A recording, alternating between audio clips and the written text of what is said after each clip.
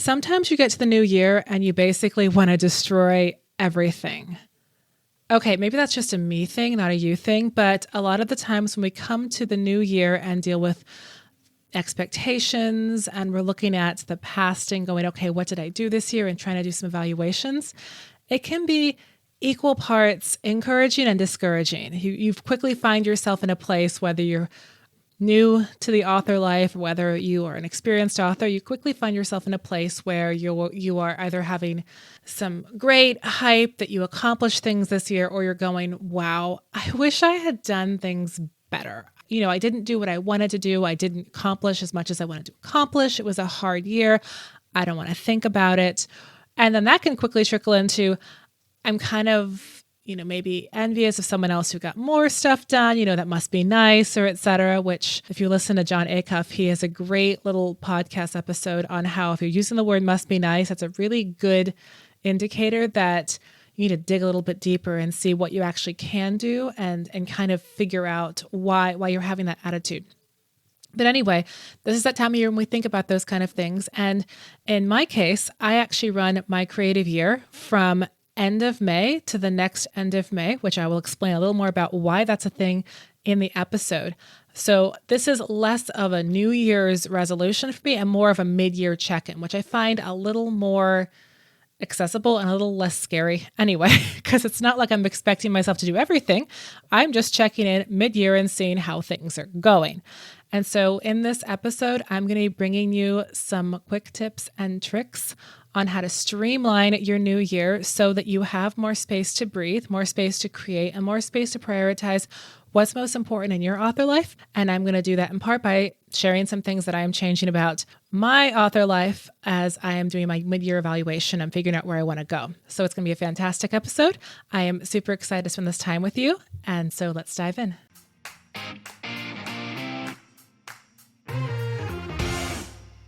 Okay, so like many authors out there, I am ambitious, and I don't really try to be ambitious. I just kind of am. I, Janina Polito, like to do things. It is really fun to do things. And you can check with my mom. She's like, I don't know what happened. You just kind of were born driven. You just do things. It's hardwired into your brain. And even though my brain is a little bit segmented due to some special neurodivergence, that is one commonality. I am a doer of things. I ran a publishing house for 7 years. I've published over 25 of my own books. I've relaunched books. I've recovered books. I have done all kinds of courses for authors. I do things. And in the publishing world, I'm like, I am here to do things. But sometimes, as we all know, doing less is doing more. And that can be a kind of a difficult thing for me to swallow because I like to do things. But as I do my mid-year evaluation, I am discovering that one thing I'm having to focus on is doing a bit less and being a little more focused on where I'm going. And maybe you relate to that. Sometimes when we get overwhelmed, we either pull back and cancel things, or we do more things because maybe that will solve not having enough time to do the things as it is.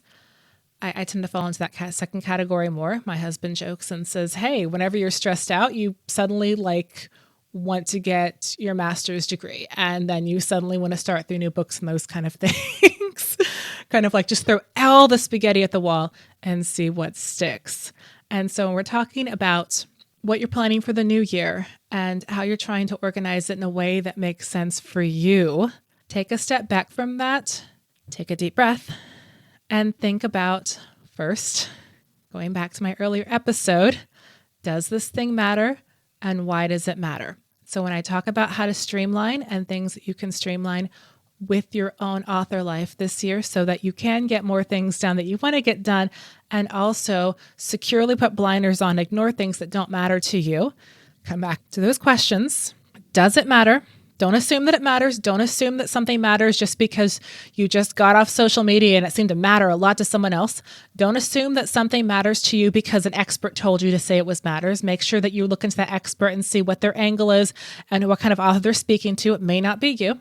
Check to see if something matters to you. And then, why does it matter? And then we're going to go ahead from there. And really quickly, if you haven't already, do make sure that you've subscribed to this podcast episode on Spotify, on Apple, on my YouTube channel, Janina Polito, author coach. I am going to be putting out content regularly every week again, and have a new way I'm going to be doing that. So I'm super excited. And also, if you haven't, do check out my Substack, because I am going to be having some written adjacent content, some posts and things related to my various episodes. And so make sure that you're hopped on and subscribe to my Substack, Janina Polito, as well. Alrighty, so the thing about New Year's and why I kind of want to destroy everything in the new year or start everything or all that stuff, and why I suddenly decided a couple of years ago, this doesn't work for me, is that for me, when I am dealing with periods where it's very dark outside and very cold, which in my corner of the world in Pennsylvania, that happens the most from about December to January and February, it's more difficult for me to focus, and it's more difficult for me to think as clearly. I'm tired. Everything takes more effort. I have to make sure that I'm giving myself more time to process. And so because of that, a couple of years ago, I kind of realized, wait, why am I expecting my overtaxed, holiday, exhausted brain to suddenly come up with the most clever, amazing resolutions and plans on January 1st? When it is dark and it is cold and everything is harder? Why am I doing that to myself when I don't have to? And so that's where I said, you know what, when are my best rhythms? And that actually for me ends up being end of May to end of May. And this is actually a very personal way to organize my calendar, because the end of May, around May 26th, is my birthday. And so I was also a teacher for a number of years. And so end of May is kind of that end of that teacher time. My husband's still kind of on that schedule because he works with youth so much in his ministry work. And so that's much easier for me to just say my year is going to start and end here. You know, I'm going to evaluate things around my birthday. I'm going to give myself a breather. I'm going to rethink my life and everything when it is warm outside, when it is sunny. I don't have to work with the seasonal affective disorder. I have all this light. It's beautiful. So that's what I'm going to do.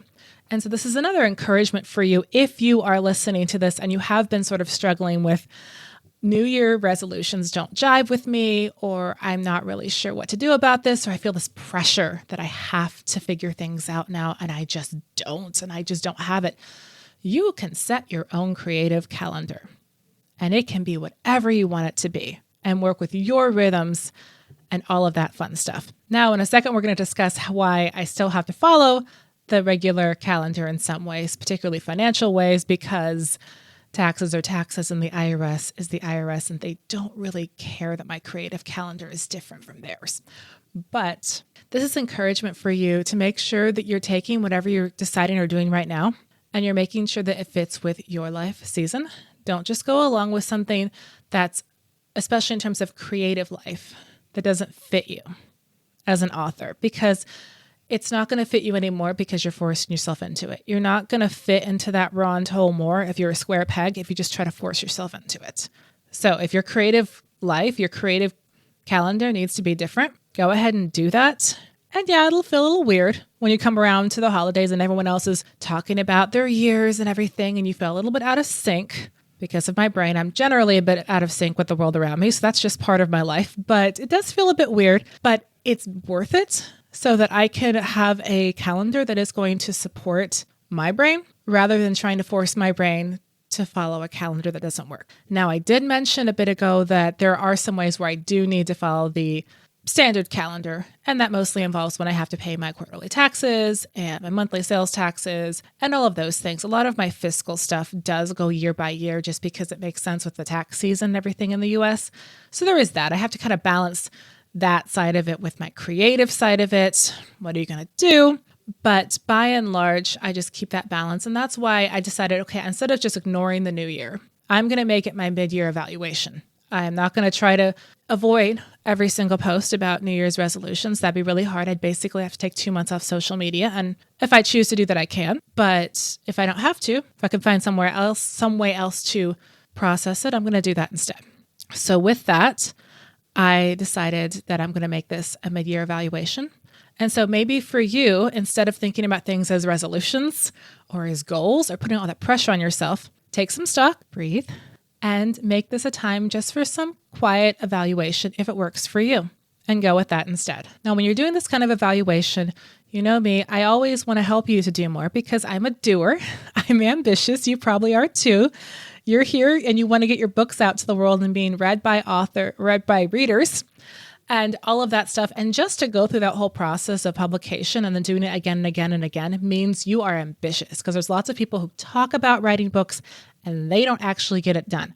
Every single time you make it to another finish line in your author life, you are being ambitious. That's just part of the story. And when you're doing that, you always need to make sure that you're doing things that are going to help you streamline your process and that are going to help you to take the next steps that you need to take according to your life season, which might have changed.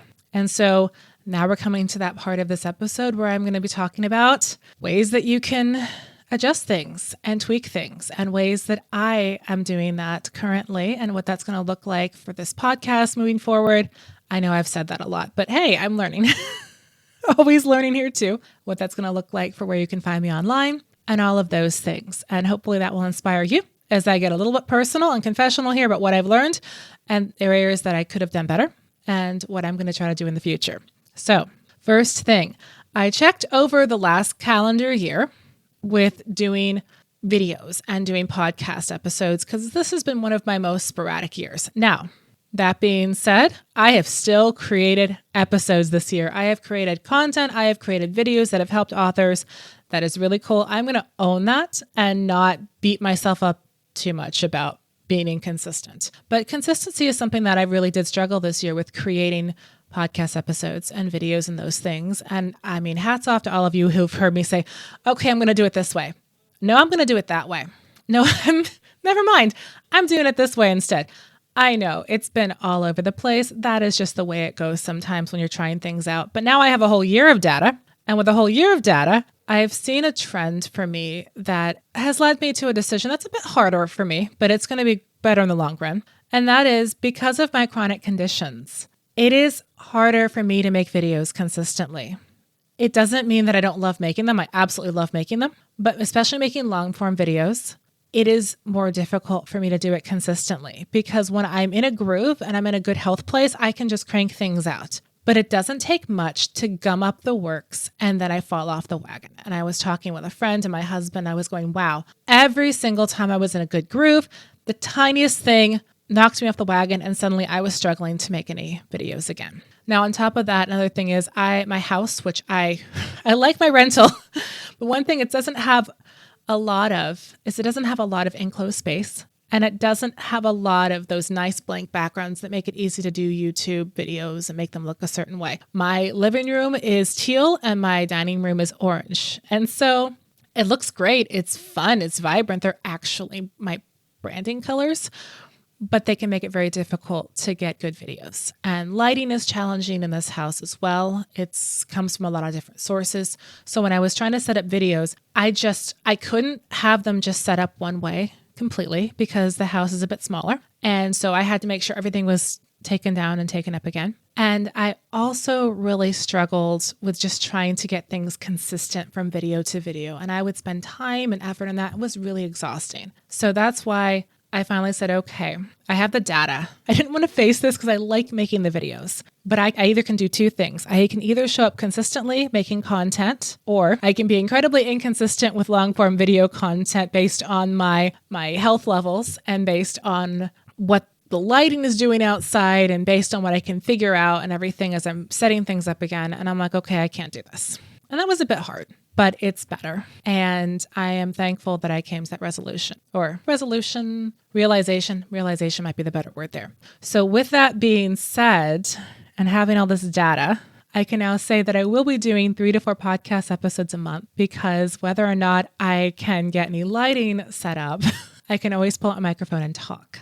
And so I'm kind of taking things back and keeping things a bit simpler. I'll be posting these episodes, even just in the audio content, on YouTube as well. So if you're on YouTube, you can still listen. And of course, if you're on other podcast platforms, you're going to get those episodes 3 to 4 times a month because I'm not going to be reliant on having the video work out. I mean, if I have to curl up on the couch and just have my microphone there, I can still record an episode because it's audio and that's not a problem.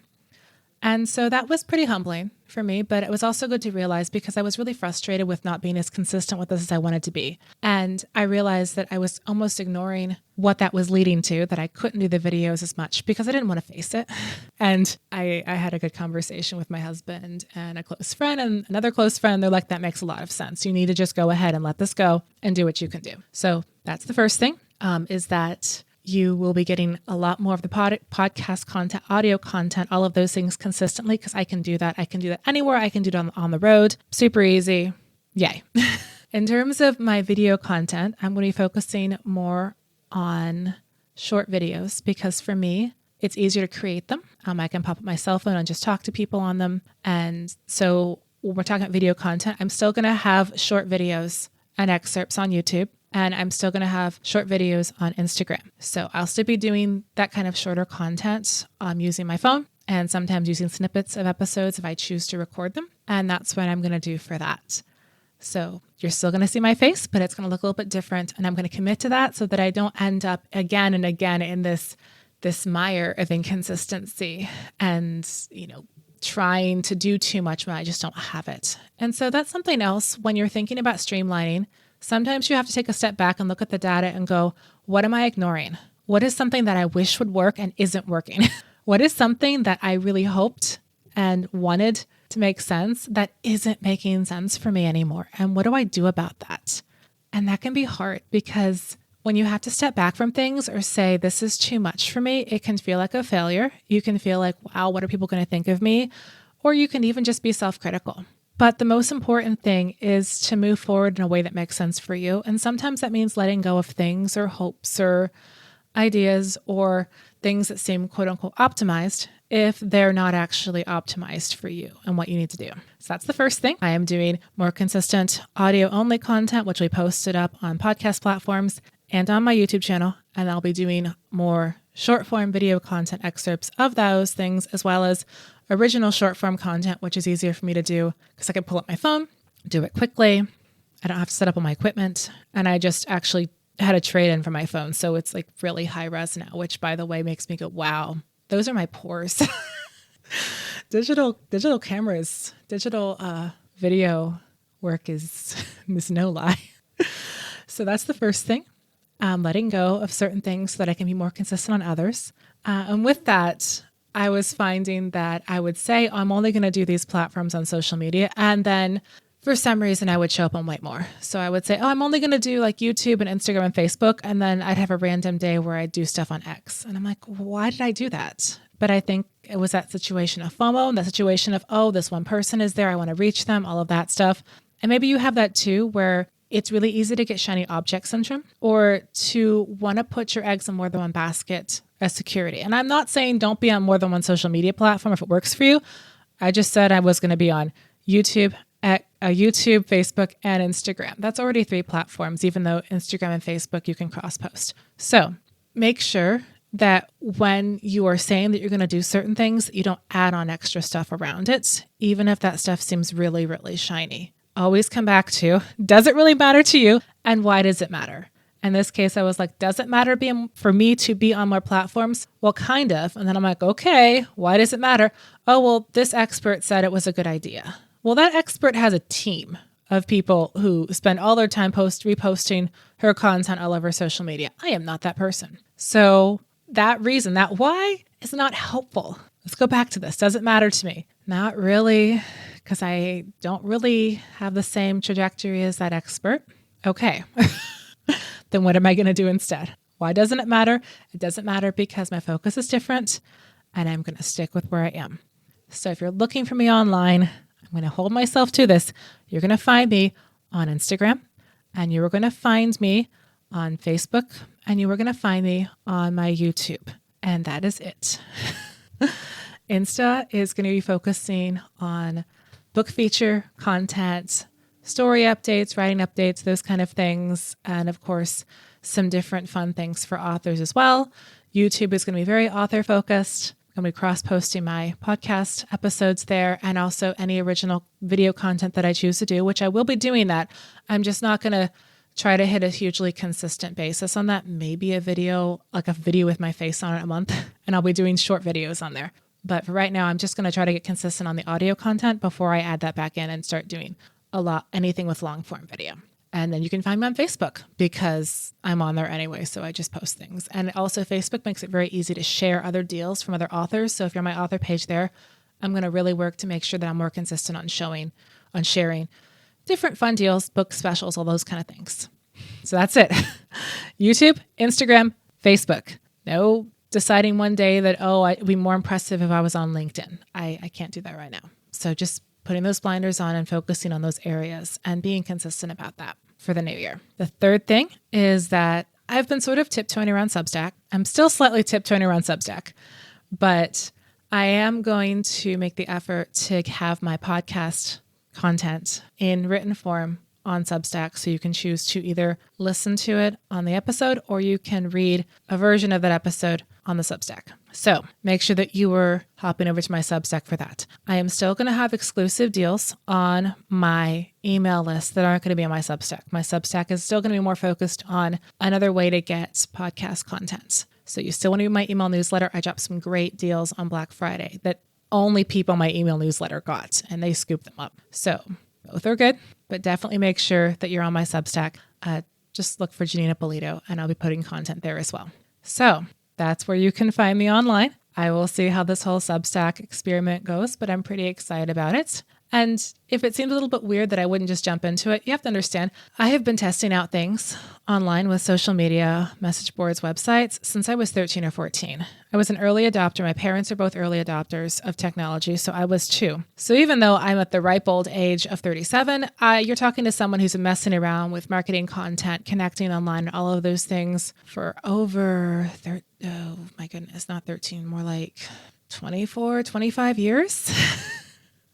So when something new comes on, I'm kind of like, I'm a little bit of an old fart. I'm like, oh, really? Another shiny thing? Yeah, like Netscape or things like that, or AOL. Like I've seen a lot of things go in and out of style and lived through all of that as an older millennial. And so when someone says, oh, hop over to Substack, I'm just a little bit jaded because I've just seen things go in and out of fashion. But in this case, I am going to try to act like the late 30-something I am instead of an 80-year-old who just wants to tell people to get off my lawn. And I am going to check this out and see how it goes on that because I do like written content as well.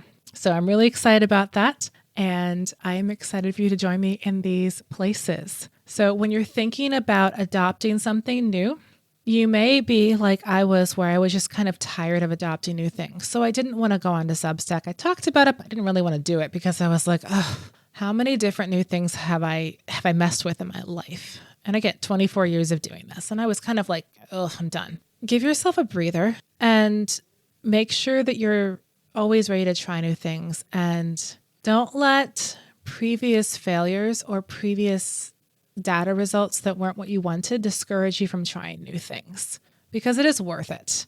Don't just chase down trends. I'm never going to tell you to do that, authors. But don't be afraid to try new things and see how it works, even if it didn't work in the past. It's worth it to keep trying. Again, always knowing, doesn't matter. Why does it matter? What are your goals? What's your convictions? Where are you with your values and faith and life season and all of that? But do make sure that you are trying new things. It's worth it. So that's my summary for where things are going to be with me in the new year. I'm going to be talking more on podcast style platforms, and you are going to find me on Instagram, Facebook, and my YouTube channel, and then also some text versions of my episodes on Substack. And of course, email newsletter is still happening as well. So that's plenty to keep me busy. That's fine. Me and my assistants will be very happy over here doing all the work. And it should give me some more time to finish up all of these books. So that is exciting too. Thank you so much for tuning in here.